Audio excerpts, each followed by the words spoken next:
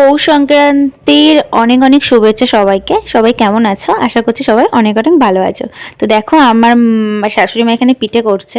একটা জিনিস কি বলো তো, বিয়ের আগে যখন হচ্ছে তোমার মা পিঠে বানাতো তখন চুপচাপ বসে দেখতাম যে কখন পিঠে খাবো, মানে মা কখন করবে আর আমি খাবো, এরকম একটা ব্যাপার। কিন্তু বিয়ের পর তো সেটা করলে হবে না, নিজেকে তো করতে হবে, তারপর খেতে হবে।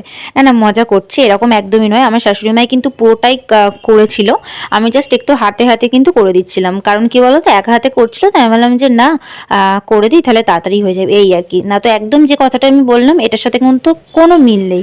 কারণ আমার মানে যে করতে হবে তারপর খেতে হবে এরকম কিন্তু কোনো ব্যাপার নয়। উনি পুরোটা কমপ্লিট করেছিল, আমি জাস্ট একটু হাতে হাতে করে দিচ্ছিলাম। তো যাই হোক, দেখো এখানে মা আর আমি মিলে দুজনে মিলে এখানে পিঠে করতে বসে গিয়েছে। আর আজকে পুলি পিঠে বানাবো, কারণ সব পিঠে একসাথে বানালে না আমাদের বাড়িতে কেউ খেতে চায় না। ওই জন্য ভাবলাম আজকে পুলি পিঠেটা বানাই, পরের দিন আবার অন্য পিঠে বানাবো। আচ্ছা বলো তো তোমরা সবাই যে কে কে পিঠে মাংস খেয়েছো, কমেন্ট করে কিন্তু অবশ্যই জানাবে। আমি কিন্তু আগে কখনো বিয়ের আগে খাইনি, বাট এখানে আসার পরে কিন্তু একবার খেয়েছিলাম। আর এবারে বলছিল মা বানাবে, আমার তো দারুণ লেগেছিল। কে কে খেয়েছো অবশ্যই কিন্তু কমেন্ট করো, ঠিক আছে? আর এদিকে মা বলছিল তুই কেমন বানিয়েছিস দেখি, আমি এই যে দেখাচ্ছিলাম, দেখো আমি এই যে বানিয়েছি। আর সত্যি কথা বলতে আগে না পিঠে ফিটা পড়তে পারতাম না, এখন অনেকটাই শিখে গেছি। তো এদিকে দেখো মানে মা যেহেতু করছিল, আমি বললাম যে চলো, অন্য অন্য সাইজ হয়ে যাচ্ছে, মানে একটা একরকম আর একটা একরকম হয়ে যাচ্ছে। আমি বললাম যে চলো যদি আগে লাড্ডুগুলো করে নেওয়া যায় তাহলে দেখবে মানে এটা কিন্তু তাড়াতাড়ি হয়ে যাবে, এই আর কি।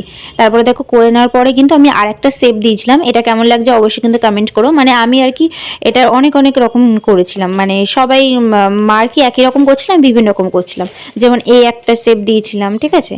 আর হচ্ছে এই যে গোলটা দেখতে পাচ্ছ, এটা হচ্ছে আমার বাবা মানে শাশুড়ি শ্বশুর মশাই করেছিল। আর এটা আমি করেছিলাম, এই যে এটা যেটা দেখতে পাচ্ছ এটা আমি করেছিলাম। আর সবগুলো করার পরে কিন্তু খুবই সুন্দর লাগছিল, কারণ বিভিন্ন রকমের হয়। আর এইটা লাস্টে কিন্তু বেঁচে গেছিল চালের গুঁড়িটা, ওই জন্য আমি এটা দিয়ে মামামের জন্য একটা টেডি বানিয়ে দিয়েছিলাম।